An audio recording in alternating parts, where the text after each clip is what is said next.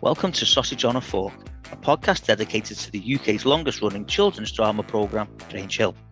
My name's Neil, and in each episode I'll interview a former cast member about their life before, during and after their time on the programme.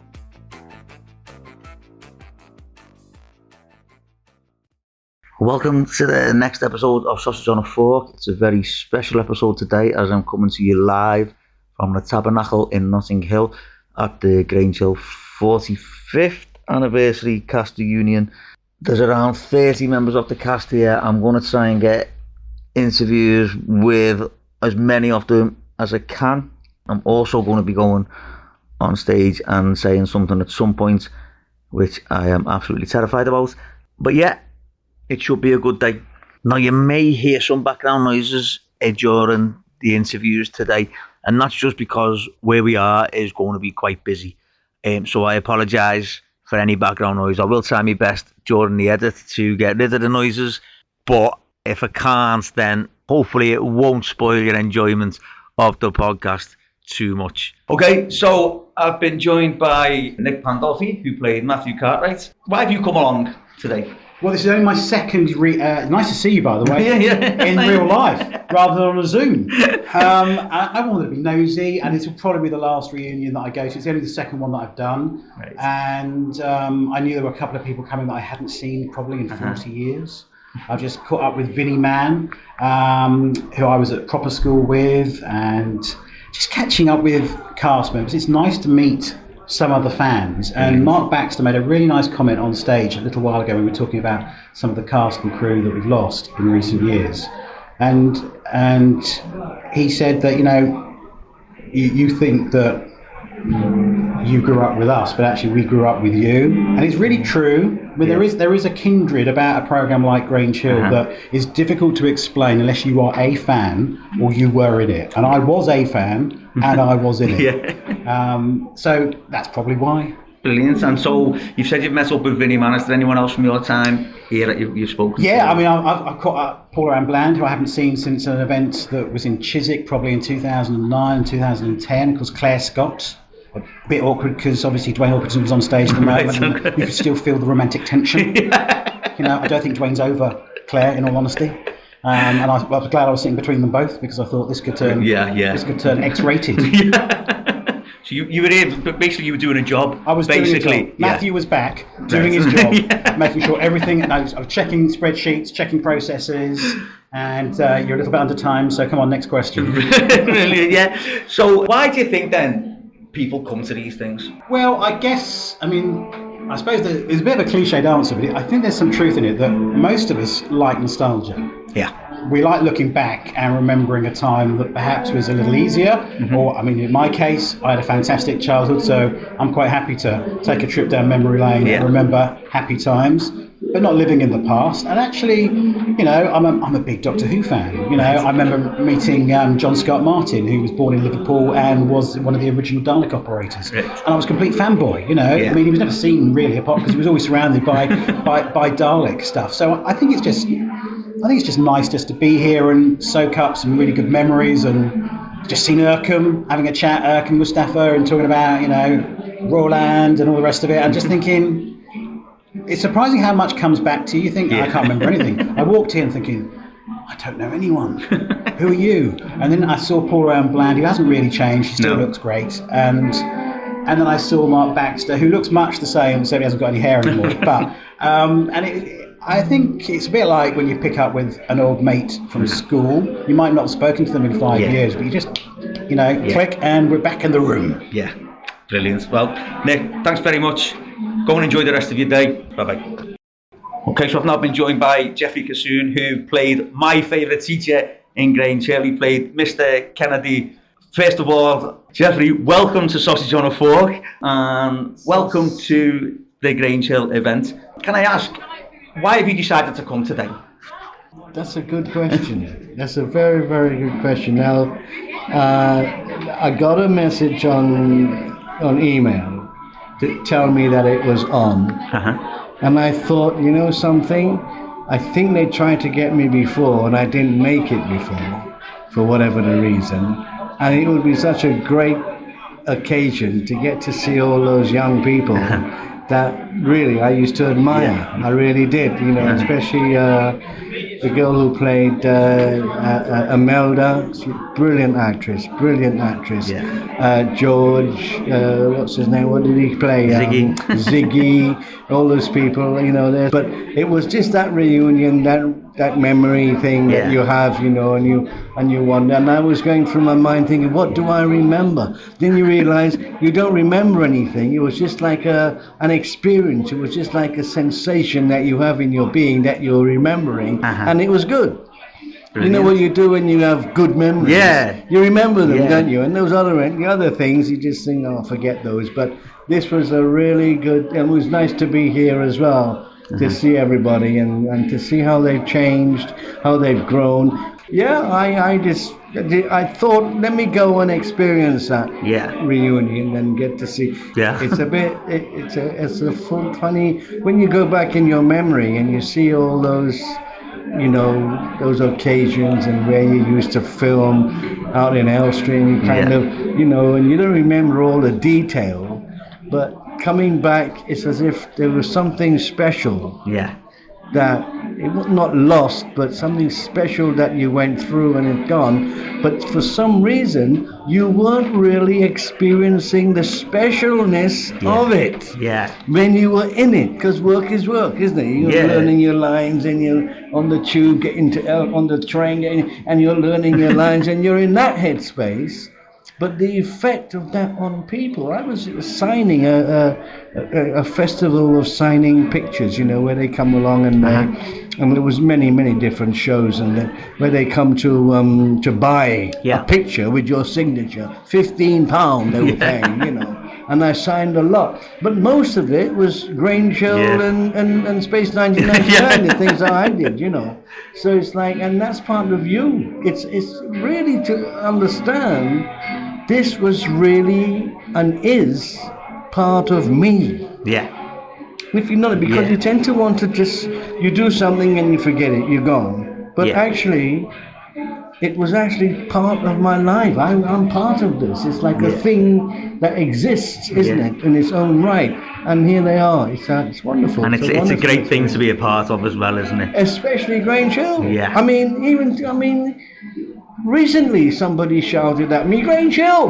I thought, even with my beard, and I thought, how do you recognise me? Grange Hill had an impact on people in a deep way that you didn't really realise it at the time, but it did. And all these youngsters, all these kids are living memory of what they grew up with it. We grew up with it as well, I guess. It's wonderful. It's great to see you, and thank you for giving me just a few minutes of your time. Nice talking to you. So, and enjoy the rest of your day. So I've now been joined by Vinnie Mann, who played Anthony Karamanopoulos. That's quite a tongue twister to say that one. Like, I have to think about that one, and I won't ask you to say it because you've got a pint in your hand. So Vinnie, obviously you've come to the cast reunion today. Have you been to any before? Yeah, I've been to a few of them before. I think I missed the big one that Todd Carty went to, because he's one character that I'd really like to catch up with. We got on really well. He's a nice guy, and I'd really love to see him again. The last one I was at, I think Terry Sue Pat was at, and Donald War, and some of my old colleagues, I guess you call them, but it feels like classmates, and it was lovely. It was really nice to see them. A few little stories between ourselves about things that we did and got up to. Brilliant. I loved it. It's great to be here. Brilliant. How have you enjoyed the day so far? Yeah, it's great. Yeah, nice vibe. Very relaxed and casual. I hope it's not too casual with the beers that I'm drinking here, but it's lovely. It's brilliant. It's great fun. Brilliant, and it must be great just catching up with everyone as well. Absolutely, Erkin's another face who's, we were crossover. I think he was coming as I was going. Right. But we've done a few PAs together and bits and pieces here and there, and it's nice to see him again. He came straight up, and it's lovely to see a friendly face like that. Yeah. Brilliant. So, and why do you think so many fans turn out to these things? It's part of our childhood. It's not only part of mine, but it's part of somebody else's. And there's people from all walks of life here.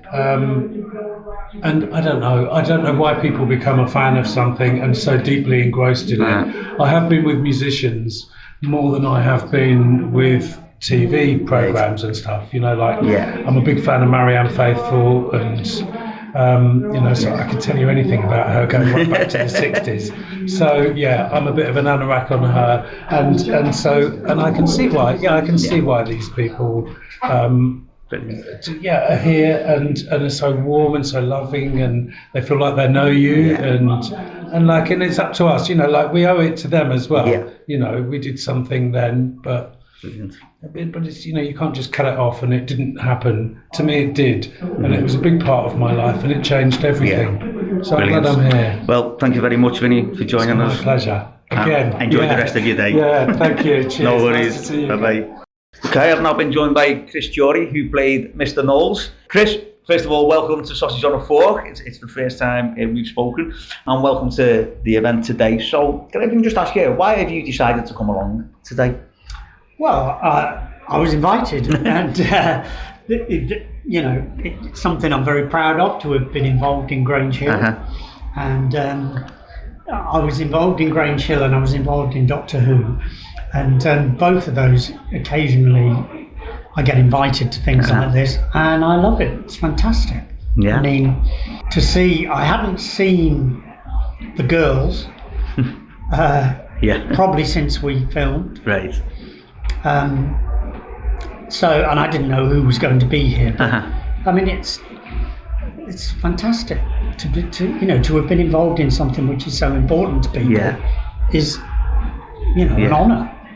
And great fun, and it was very important to me, Grange Hill, because it wasn't the very first telly I did, but it was the first significant part that I had.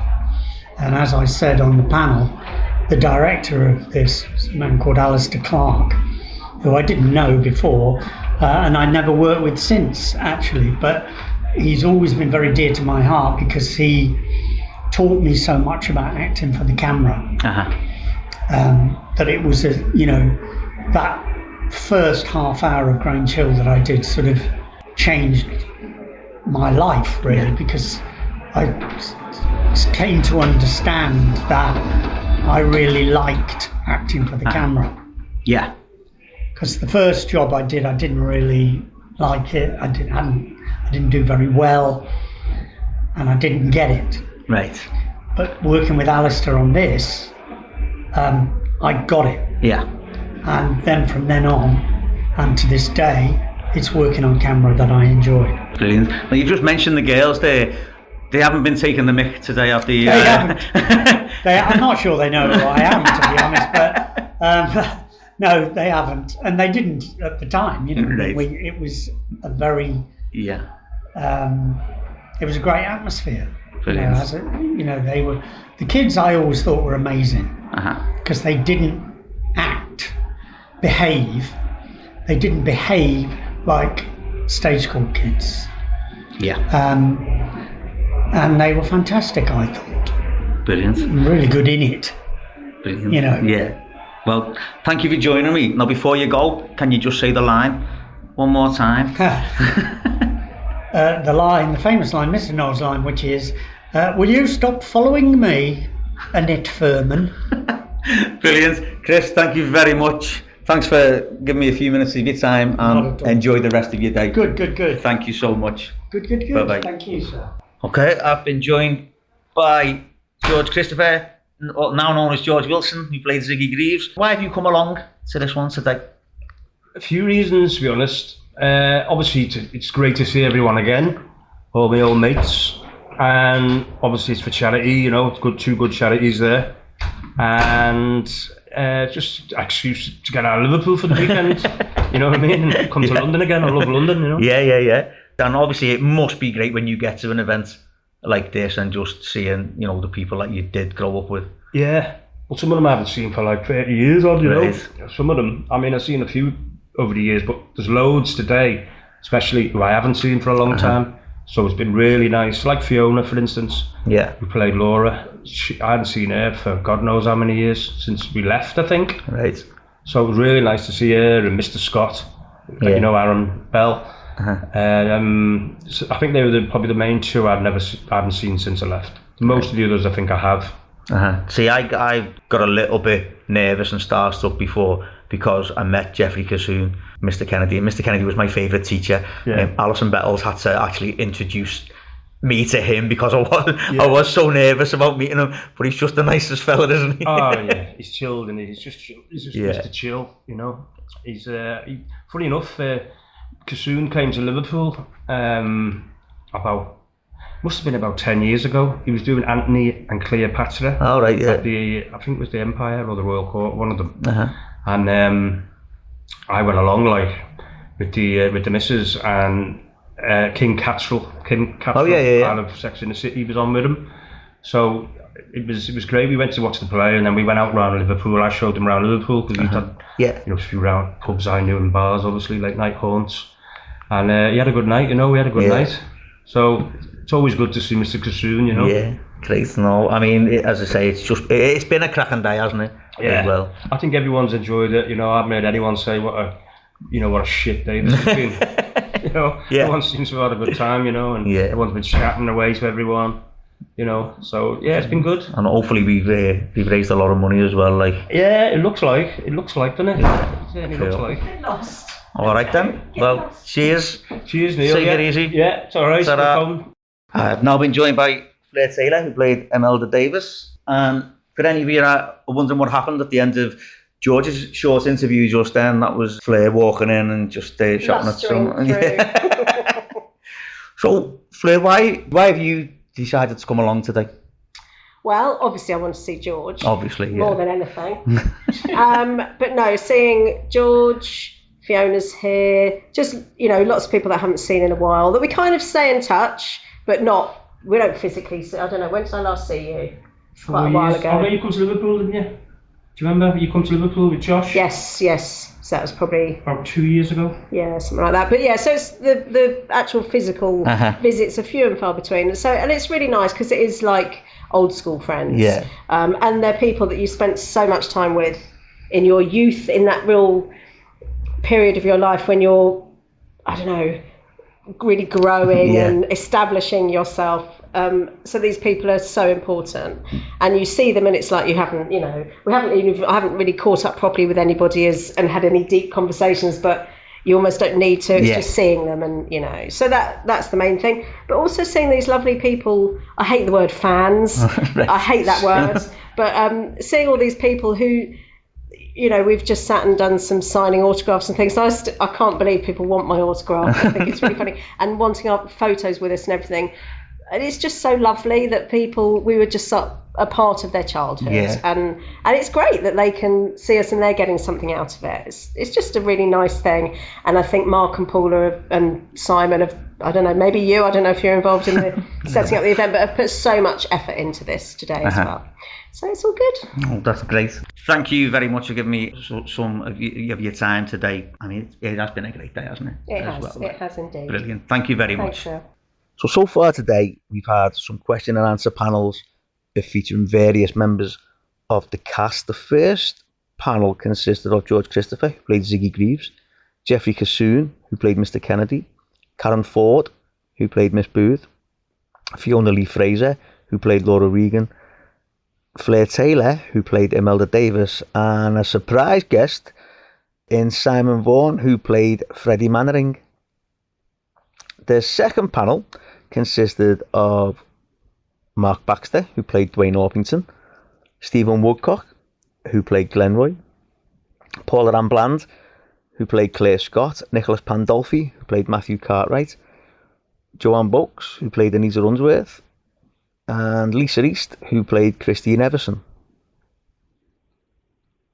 The next panel consisted of Paul McCarthy, who played Anthony Underwood and Tommy Watson, Vinnie Mann, who played Anthony Karamanopoulos, and Neil Rogers, who played Robbo. The next panel consisted of Erkan Mustafa, who played Roland Browning, Gary Hales, who played Nigel Flavin, Sean Tudor Owen, who played Mr. Dean, Aaron Bell, who played Mr. Scott, Chris Jory, who played Mr. Knowles, Alison Bettles, who played Faye Lucas, Nadia Chambers, who played Annette Fairman, and Lisa York, who played Julie Marchant. And then the last panel, the final panel, consisted of Charlie Parker Swift, who played Ian Hudson, Colin Ridgewell, who played Colin Brown, Alan Cave, who played Dennis Morris, and Wayne Norman, who played Rod the caretaker. At the moment, the cast are all off now, mingling, signing autographs, getting selfies taken, and we're all going to be coming back into the main theatre in a few moments, and I believe that yours truly is going to be speaking. I'm a little bit nervous about that, to say the least. So, ladies and gentlemen, welcome to Sausage on a Fork Live. So, there are a few things that I never thought would happen in my life. I never thought I'd have semi-regular contact with Nigel Flavin, Roland Browning, or even Imelda Davis. I never thought Laura Regan would tell me off for having bad lighting in my living room. And I never thought I'd spend an evening watching one of the World Cup games in Ziggy Greaves' house. But that's all happened because of Sausage on a Fork. So I thought I'd take the opportunity to tell you about how Sausage on a Fork came about. I'd been running a Grange Hill Twitter account, and someone messaged me and said, "Have you ever thought about doing a podcast about Grange Hill?" And I said, "No." And that was it.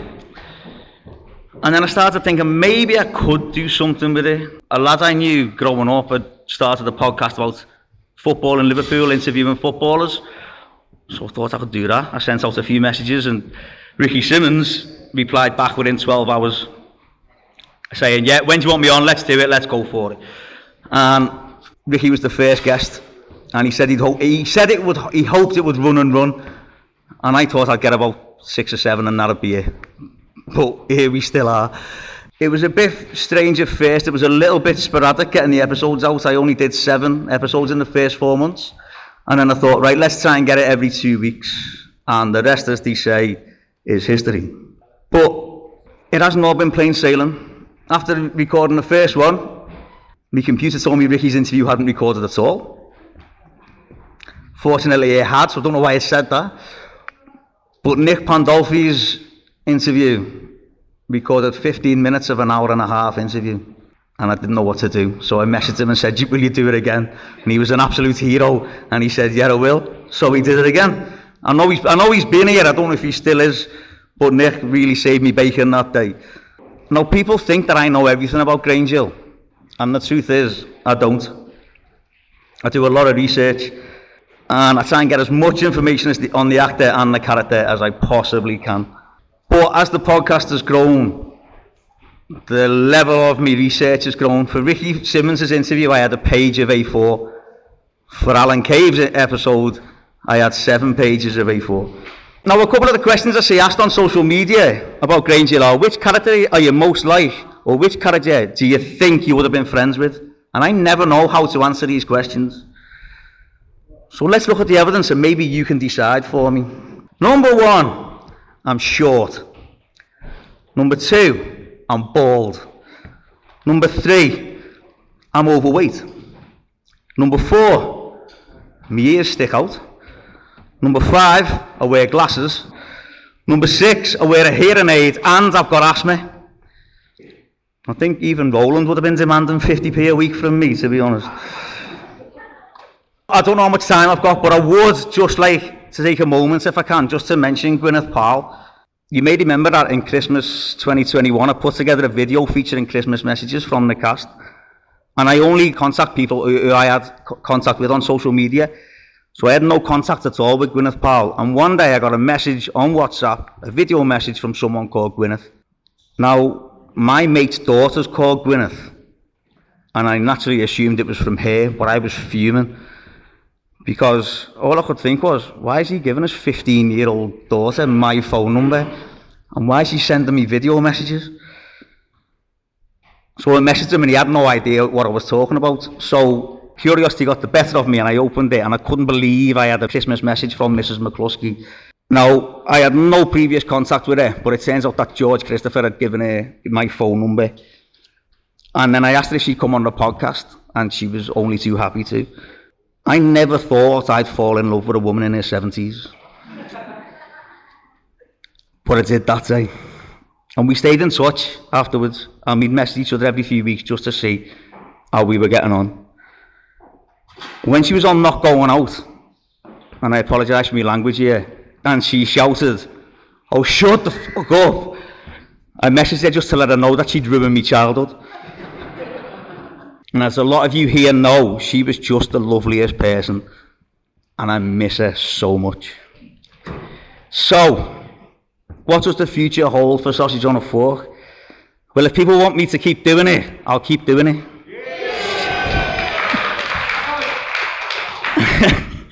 I'm lucky enough to have interviewed most of the cast who are here. And if you haven't been on yet, then you're not getting out of here before you agree to come on. So, I've just got a few thank yous. Firstly, to the Mrs. Helen. Now, I probably shouldn't say this too loud, but Helen's one of those rare people who never really watched Grange Hill. But when I told her I was thinking of doing the podcast, she couldn't have been more supportive. And whenever I've got an interview coming up, she always makes sure, have you done your research? Have you done it all? You're ready for it? So Helen, thank you. Secondly, to everyone I've interviewed, it's great that so many of you have agreed to come on and give up your time talking about your experiences. When I sent those first few messages out, I never thought I'd get the response from you that I've got.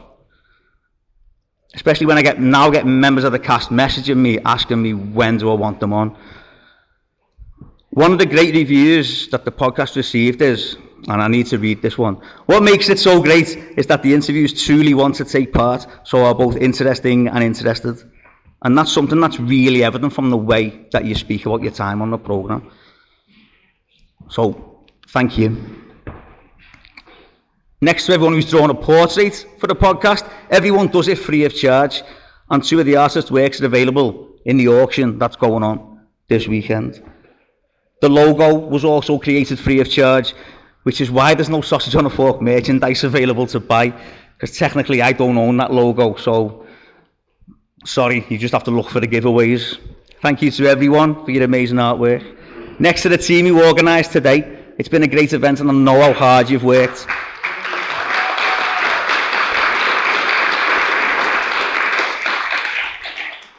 Well, thank you, and thank you for letting me be a small part of it. So finally, to the listeners, I never thought when I started Sausage on a Fork that I'd ever get the numbers it continues to get. It's now had over 44,000 plays. It averages around 1,000 plays per episode, and in the last month, there's been over 4,500 plays. Like I said, this is just well beyond anything I imagined, and I never ever thought the podcast would ever be the subject of a question on the weakest link. One last, you might wonder why in the description of each episode I say we're joined by as opposed to I'm joined by. And that's because I like to think that whoever the guest is isn't just speaking to me, they're speaking to everyone that's listening, they're speaking to all the Grange Hill fans. I know that I'm so lucky to be doing it, and I genuinely get a buzz when I'm sitting waiting on Zoom on my laptop and a message flashes up to tell me that the guest is in the waiting room, and I just think, oh my God, I'm going to get to speak to them now. So the latest episode with Karen Lewis, who played Miss Partridge, went online on Friday night, so if you haven't done, make sure you give it a listen this week. So listeners, thank you.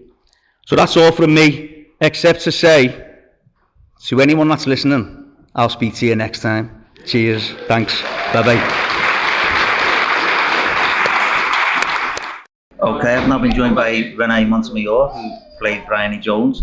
So, Renee, if you can just tell us, why have you come along today? Oh, I love supporting these events because, you know, fans are so amazing and you want to be supportive. They've come all the way from all over the country. There's some lads that came from Scotland. Yeah. They've been here like it's 7 in the morning and, you know, you want to give them a good time and support the event, but also the charities.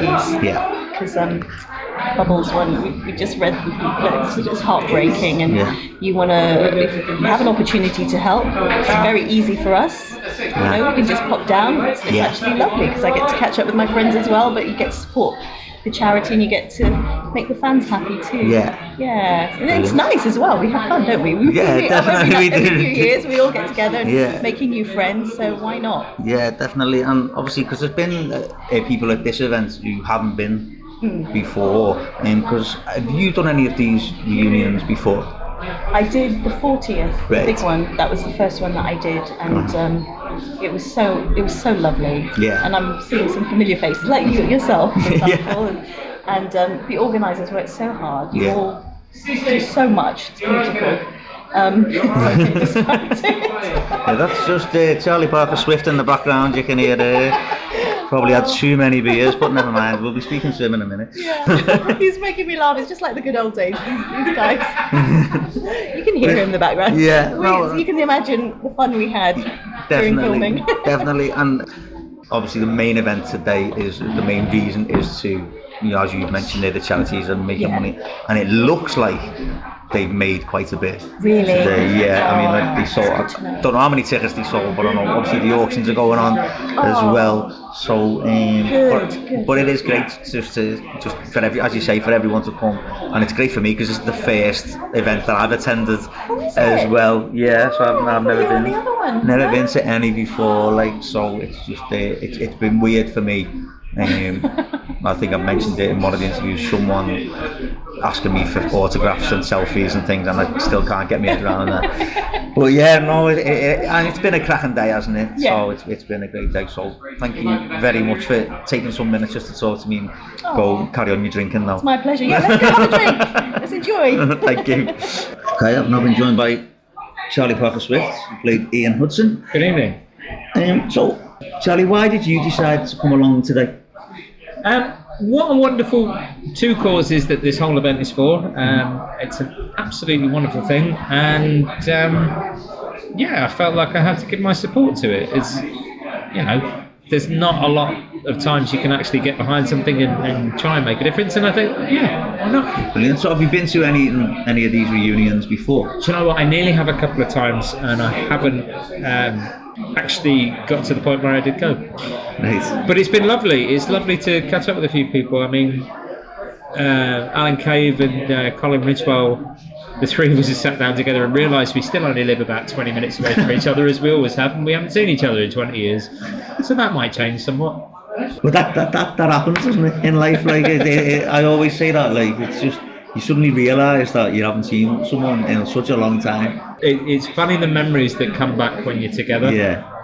And there's things I haven't thought about in 20, 25 years that are, it's been a very good day. Do you find yourself regressing though, back to that age, and you start acting exactly like you did? I do anyway. I'm the eternal 13-year-old. It's completely fine. This is nothing out of the ordinary. No, that's great. And like you say, it is just always good to catch up with people, I suppose, as well, for whatever reason. Like, you know what? It's lovely to meet people as well that I've heard so many stories about. Like back in the old days when we used to be at Elstree, the chaperones used to have a chaperones room, right? That had literally every person's autograph card up on the walls. And you would sit there as a 12 or 13, you'd go, tell me about them, tell me about them. And now I've met them and just gone, I've heard these stories about you. Yeah. And they go, well, that's true, that's not. When you were on the podcast, you said your favourite character, or one of the characters you would have liked to have played, was Ziggy. Yeah. And easy as a thing. Come on, that's mainly down to George. George is a top lad. Did you? Had you met him before? Yeah, I'd met George before. Right. I think the time I met George was in Mersey at the Brookie party. Ah, right. Because the last episode of Brookie was when we were working up there. And I'll tell you this, and you can keep it in already.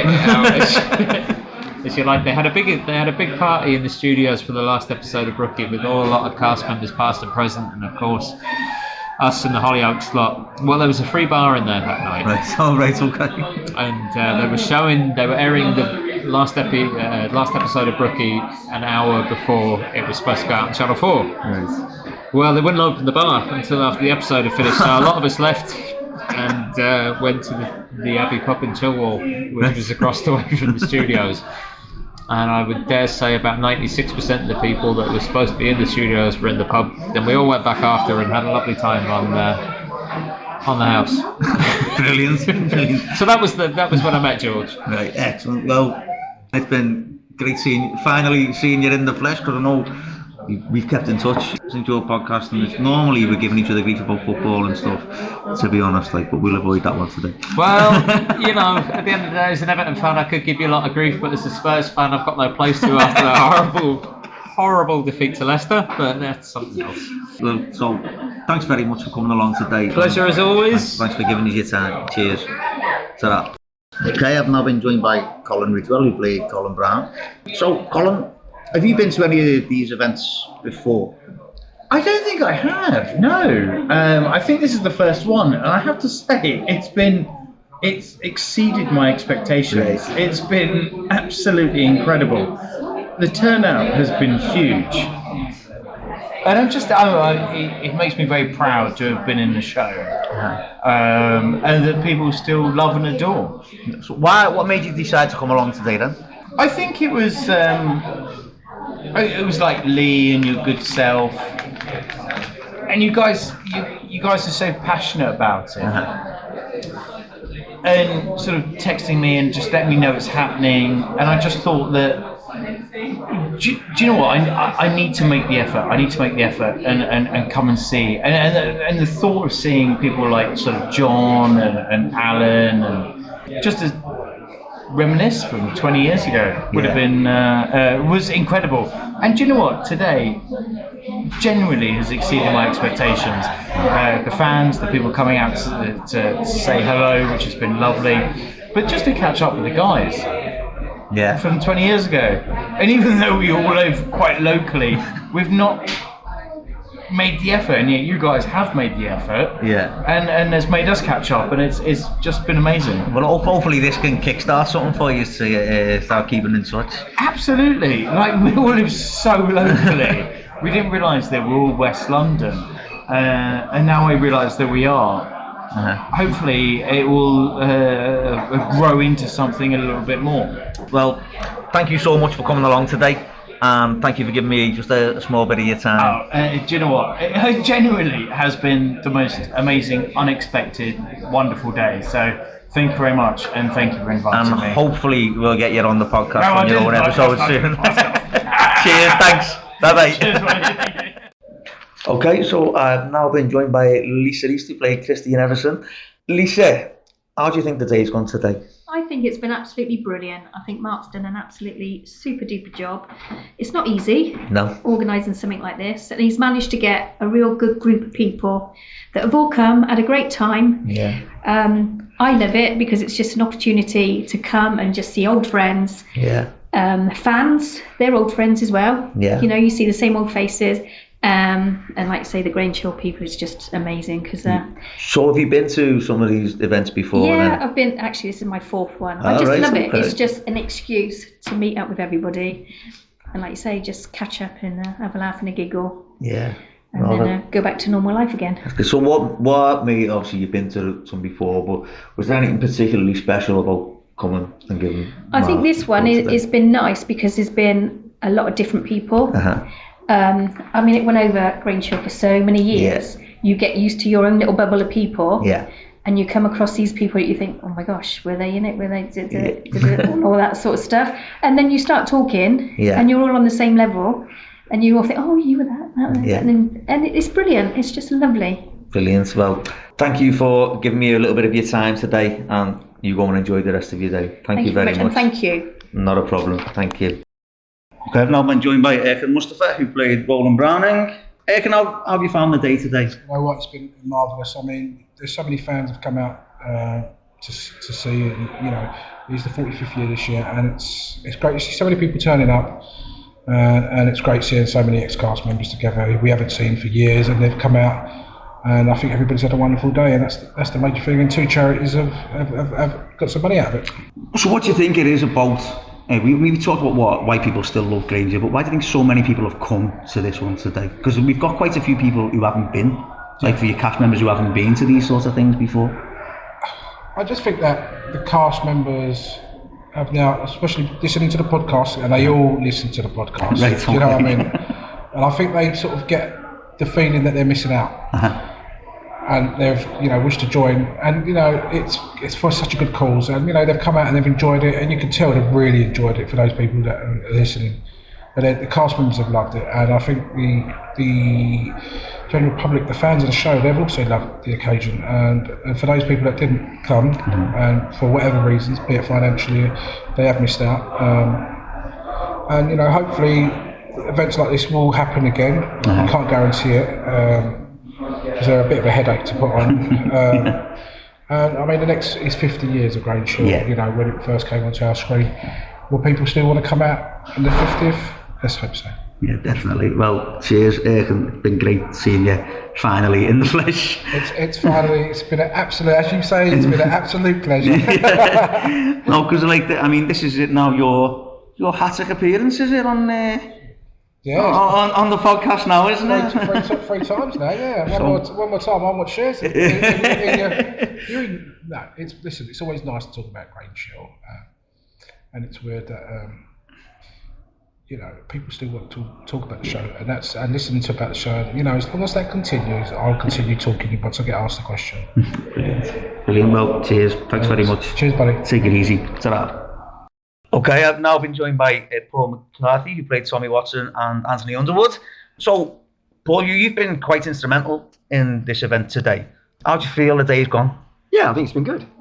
You? Brilliant. Because you're here on both capacities. I have absolutely loved it. The weirdest thing is people saying to me, "It's nice to finally meet you." Yeah.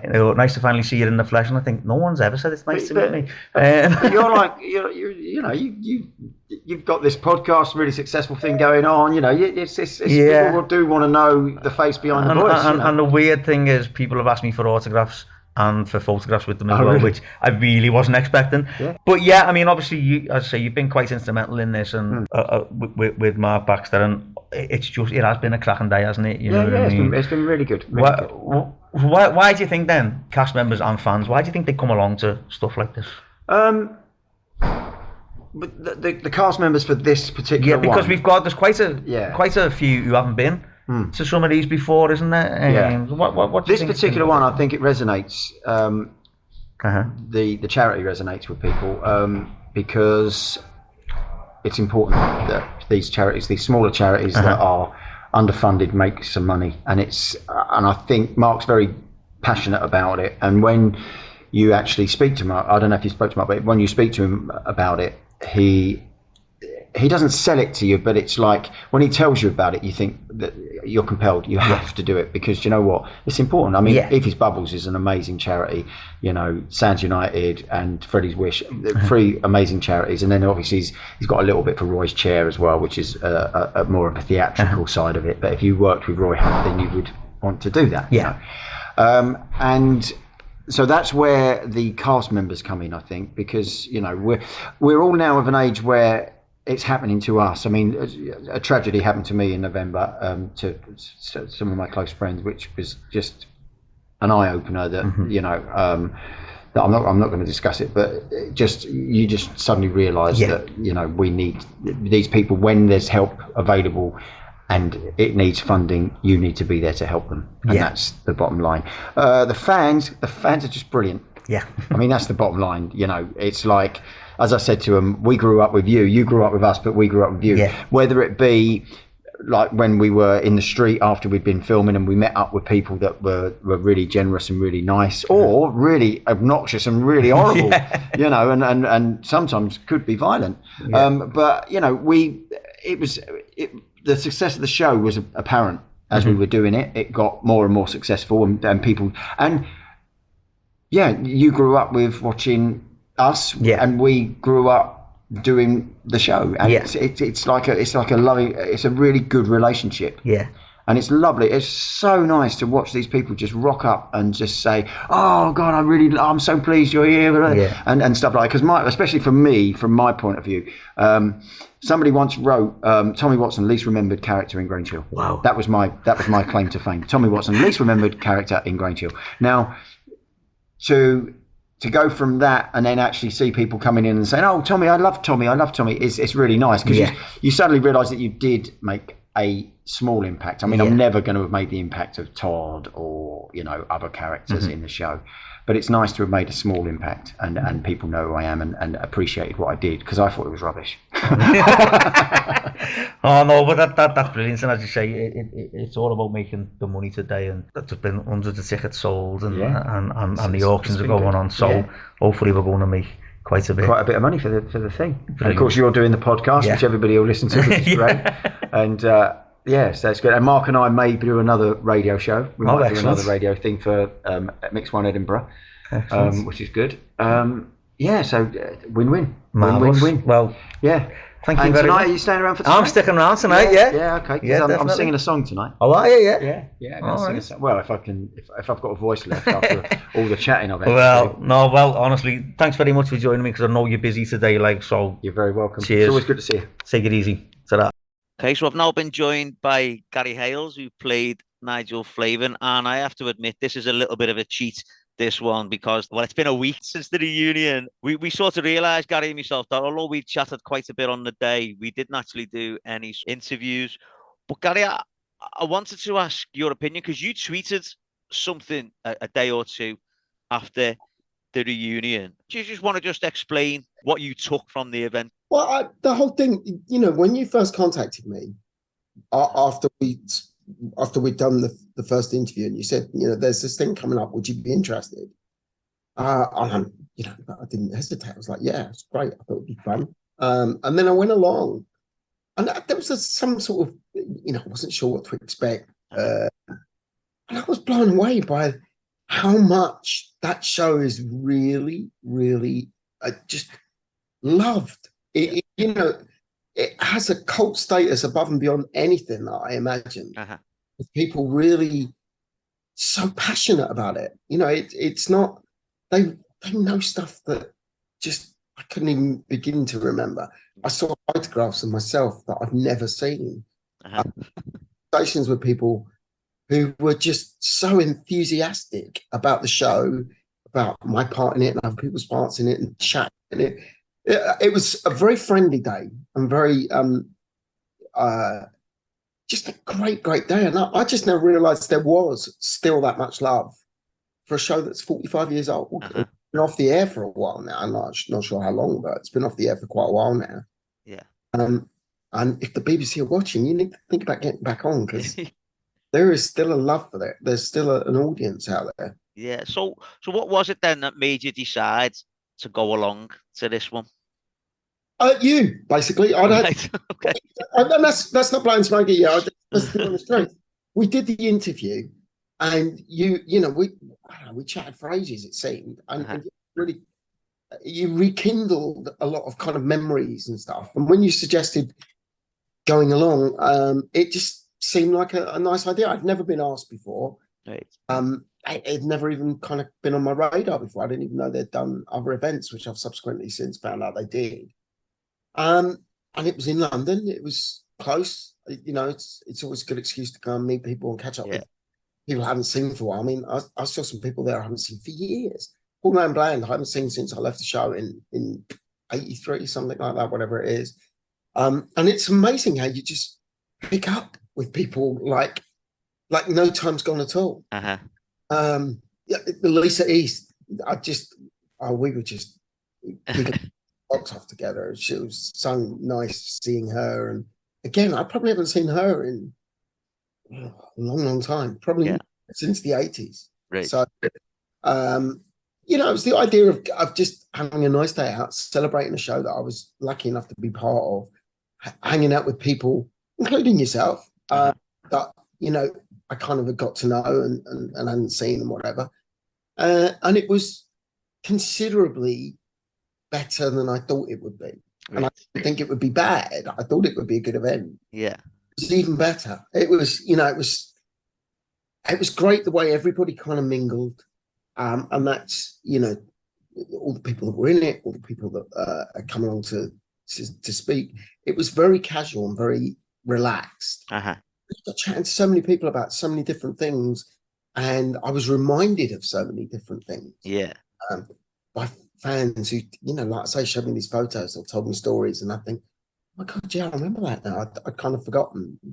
somebody, I can't remember who it was, we were chatting about all the sports day stuff that we did up at Alexander Palace, which is ironically near where I live. Right. And all of that location stuff. That was great fun. Yeah. And yeah, it was a brilliant day. I really, really enjoyed it. So you'd go along to another one, would you? Yeah, I think so. Yeah, if it, make room in my diary for that if I could. Brilliant, brilliant. Well, just before we go, Gary, we found out that the sad news yesterday of Lee Whitlock passing away. Now, Lee was in 4 episodes of Grange Hill in the 90s. He played Bevis Loveday. But I know you knew Lee, didn't you? And he was very well known to a lot of the Grange Hill cast. You just want to share your memories? Lee was just one of the nicest blokes. End of. We used to, sort of North London, there'd be a lot of actors would go to a pub called the Old Red Lion, probably still do. And we'd all hang out. We all knew each other. Everybody knew everybody. It was that kind of thing.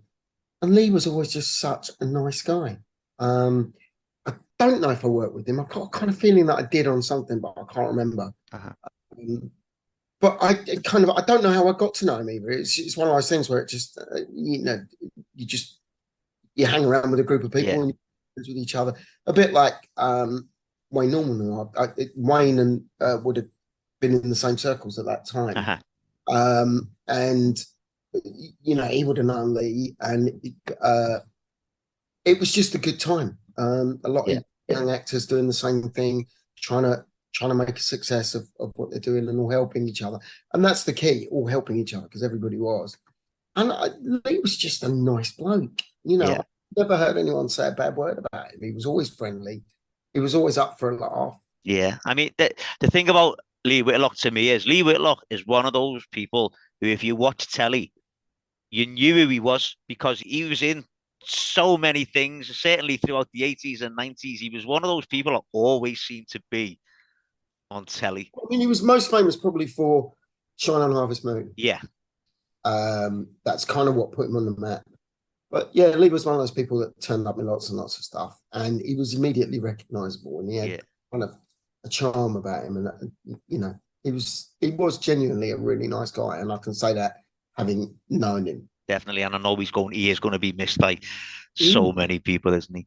Well, Gary, thank you very much for giving us your time, albeit a week later than I would have liked. No worries. Bye-bye. Okay, so I've now been joined by Mark Baxter, who played Duane Orpington and was probably the main driving force behind organising the reunion, would you say, Mark? I think it was a collective between us all, but okay. I suppose I sort of went and did the original "Shall we do it?" But it took you, as you saw, it took 30 people to be there that day. It was a fabulous afternoon. Yeah, so can I ask? Obviously, it was the 45th anniversary reunion. But what was it that made you want to put this event on then?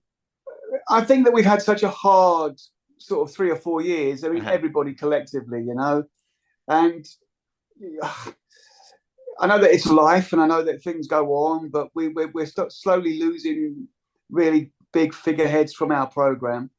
But equally, there are so many people that are still very fond of the show that we were very lucky to be part of, And so I just thought it'd be nice if we could combine everything together and get a couple of charities in there too that could benefit and everything, and so on and so forth.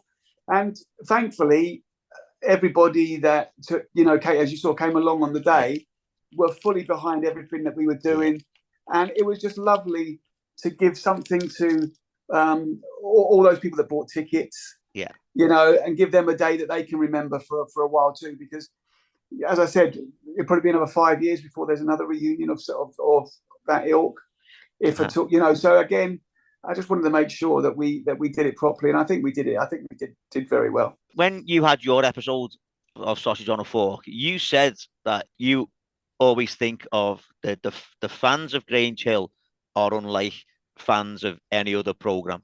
You always say, and I think that was quite evident in the fact that nearly all the tickets for the day for the reunion event were sold before any cast members had been announced. I think that's really sort of testament to all the people that are out there, you know. And I have said that I think there's probably only one other television program that rivals us for the the love that people give us, for its following, and that's Doctor Who. Right. I don't think there's any other television program that literally does have a following like we do. And I think it's all to do with the fact that our show everybody connects to our show from their formative years. Yeah. So, in their teenage years. Yeah. So whenever 30 years is a long time for a children's television program to run concurrently, right? Yeah. So whenever you speak to somebody of all those different generations, they could all relate to a certain character from that year that they clicked onto. So if you're there at the beginning, you could all relate to Tucker, you could all relate to Alan, it's those kind of things. You jump to my year, and there's myself, and there's Stu Pot, and there's Pogo and Claire, and and so on, and of course the Zamo era. So you've always got someone you click onto. Yeah. But it was lovely that we had so many of the actors that played teachers come along on our day, because it really gave us a completely and the people that were there a completely different feel to a reunion, if you know what I mean. It was fabulous. Yeah, because there was 28, 29 people there. There was and it spanned the whole thing as well, didn't it? Because obviously it went from Paul McCarthy was there, Underwood and Tommy Watson, right the way through to Charlie Parker Swift, who played Ian Hudson up when it moved to Liverpool.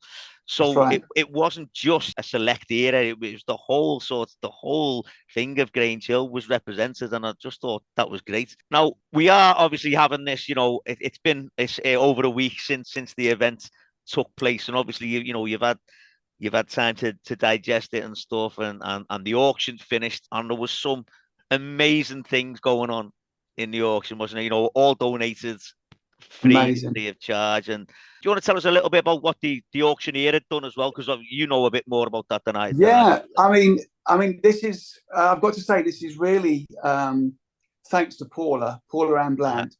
Okay, because Paula sort of went out there and said, how about having an auction? And I said, well, that'd be a great idea, thinking we might make £300 from an auction. And then she went out and was just incredible, and literally got in contact with a friend of hers called James Kendling, who runs a company called Auction Revolution. And James literally took the bull by the horns at that point. Paula went out to her own contacts. James donated a tag hire watch of his own to the auction. He also put it all online for us. He literally then unbelievable, this guy. He literally paid for all the items to be sent to the people that have bought them, so that the money wouldn't come out from what we made. Yeah. And we had some phenomenal items, things like Andy Murray's tennis bag, we had literally a canvas, an unbelievable canvas of George Michael. We had some singles that it's like just keeps going on and on and on. Some glassware. It was, and then of course a good friend of yours, Paul Bainbridge, who did some phenomenal artwork for us, and another guy, Jimmy, who did also some artwork, and that raised nearly £400 with just those guys alone. Yeah. Right. So. The grand total with the auction, because that's just come into us now, is literally £2,800. Wow! So that's a phenomenal amount of money to make from an auction. Yeah. But that it really, I can't take credit for that. That really is down to Paula and James. They and the people that gave. I can't say how grateful I am to those people, because they literally were, phenomenal. Yeah. And the two charities that were the benefactors of the auction and of the whole day, can you just tell us just a little bit just about them as well? Yeah, they're two children's charities. Yeah, one called Effie's Bubbles, right, and you can go to effiesbubbles.org, please. And one is Freddie's Wish.org, and they literally are, these are two ladies that, through devastation of losing a child in different circumstances, one to germ cell cancer that wasn't properly diagnosed, and one to a road traffic accident, that have gone out there now and, in the name of their children, done something so positive to help all of those people that find themselves in that predicament, once again. And every penny, every pound that we've been able to send them, I know will make a huge difference to somebody else that finds themselves unfortunately having to find their websites. Yeah. I thought it was quite apt that they were children's charities, because we were supposedly a children's TV program. But these two ladies are heroes of mine now. Brilliant. Sure. And obviously there wasn't just the Grange Hill reunion event. There was also the evening entertainment as which you were part of as well. And just some of the acts in that were just amazing. The girls who were singing, the solo singers, and obviously John Kelly, was it? John Kelly. The dancers and everything. Were they all giving up their time free? Free. Wow. Absolutely free. And the second half there, we had a bit of a problem in the second half where our main act, Mr. Duncan Novell, couldn't, literally just couldn't make it. So we always knew that we had a problem, that people, they give their time for free, and that there's certain things that crop up that you can't legislate for. But we went ahead with the second, as we did with the second half, and it caused a little bit of a problem for us. But the acts that I had in the second half, I had Jackie Marks, who's been in the West End. I had John Barr in the West End. Even I had to sing. But the one who stole the show was a little 7-year-old boy, little Tommy Ferreira, who did Pure Imagination with me, and he was just brilliant. If you go onto YouTube, guys, you'll probably see that performance there. My microphone isn't working at all, but his is just fantastic. So it's all good. It's all good. Brilliant. And everyone who I've spoken to since the day has just said, just what a great day it was. The fact that they were able to meet the cast from Grange Hill, but then the entertainment as well. I've not heard anything, no bad reports. Like everyone just loved it. So you can't tell us the exact amount that's been raised at the moment. No. But obviously these two charities are going to gain quite a substantial bit of money from. So. And that's obviously testament to yourselves and your team for putting it on, but also to the people that came out and supported. That's the most important thing to say, because I mentioned it on the day, but it's amazing that people were there to see us, but we were there to see the people too, because they're the ones that keep everything alive. And even back, 40 years, well, not 40 years, it must be, it's 40 years for me, 43 years, all that time, I've never forgotten how our show would have been nothing about the people that watched it, so when we had a chance to give something back, and people snatched at it, and you were there for the in memoriam, the video for those that we've lost. It was such a moving moment for me personally, pure, and also because I was able to. We had a wonderful lady that used to follow us everywhere, and Jacqueline, and there was a wonderful photograph of her and Terry Sue Pat together. I think you saw that. Yeah. And so that photograph sort of encompassed everything that it was on the day, because it wasn't just about the cast meeting each other again. It was actually meeting the people, the people that remembered us, and that we valued those people as much as they probably valued coming along on the day. And I thought that was a very special moment for me personally. Yeah, brilliant. It was just so nice just to walk around and just chat away to people, because there was just so many people there. Was there? You probably saw me on the day. I didn't get to talk to anybody. Unfortunately. I was running around like the proverbial blue arm, Yeah, you were like a wasp that day. You were all over the place. Honestly, I never anticipated how much I was going to have to sort of get that, but also not just myself. I think there's a special mention for Paula and her mum. Yeah, who literally got turned up in the morning and made sandwiches and everything and got everything ready the cast when they arrived and things like that, you know. But like I say, it was a day that hopefully people won't forget. Yeah. But I can say, and this is to all the other cast members that are out there, in 5 years' time, somebody else can organise it. Okay. Oh, brilliant! No, it was it really was a cracking day, and I'm so glad I was able to get there, like because it was brilliant. And Mark, thanks so much just for doing it all anyway with your team, and then thanks for coming on and giving us your take on the day. It's my pleasure, and I'd like to thank you yourself for making the effort to come down to. You know, it made a big difference for so many people to actually see the man behind the podcasts. Yeah, and I don't know how many of them were disappointed, or you know. I don't think so. I think your little speech, you know, sort of gave you a good insight into who you were. And I thought it was cracking. So I'd like to again thank you, and also a big thank you to Paul and to Jimmy for the artwork they did, because it was phenomenal, and it must have taken them for such a long. I know it took how long it took. But it was fantastic. So thank you. Brilliant. Well, thank you very much. I will speak to you again. No doubt, Absolutely. Mark. All right. Always willing to speak to you, buddy. You know that. Brilliant. Yeah. Excellent. Take it easy. Thank you very much. You too, matey. See you soon. You too. Bye-bye. So that's the end of this special episode recorded live at the Grange Hill 45th anniversary cast reunion from the Tabernacle in Notting Hill. I had a really good day. It was great meeting so many of the cast. It was great meeting so many of the listeners of Sausage on a Fork. Thank you so much to every one of you that came and spoke to me. I can't thank you enough for how welcome you made me feel. Now, for anyone who feels like they might have missed out by not going to the event, there is going to be another event later in the year. This event's going to be up in Scotland. It's the first time there's been one of these type of Grange Hill events outside of England. And this event is taking place on Friday, the 25th of August at Motherwell Concert Hall and Theatre.